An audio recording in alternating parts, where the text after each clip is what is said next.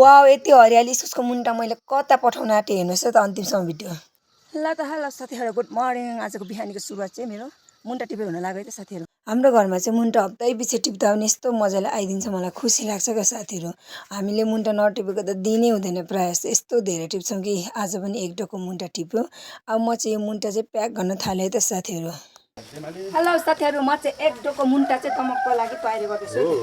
दमकबाट कान्छी बहिनीको अर्डर आएर चाहिँ मैले इस्कुसको मुन्टा चाहिँ बिहान बिहान एक डोको टिपेर चाहिँ यसरी प्याक गर्न थालेँ।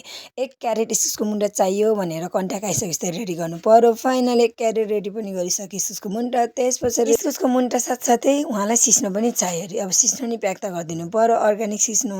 हाम्रो बहिनी कान्छीलाई चाहिँ सिस्नो अनि मुन्टा चाहिएको हुनाले म चाहिँ बिहान बिहान उठेर प्याक गरेँ। फाइनली दमक जानको लागि सिस्नो र मुन्टा पनि रेडी भइसक्यो एक एक डोको। ल त साथीहरू दमक बसी प्रिया सिस्टरहरूको लागि सामान रेडी पनि भइसक्यो साथीहरू।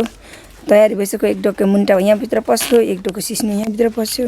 अहिले गाउँघरमा पाइने इस्कुसको मुन्टा र सिस्नो चाहिँ एकदमै धेरै हो क्या साथीहरू। तपाईँकोतिर सब्जीहरू के पाइन्छ कमेन्ट गर्नुहोस् है त।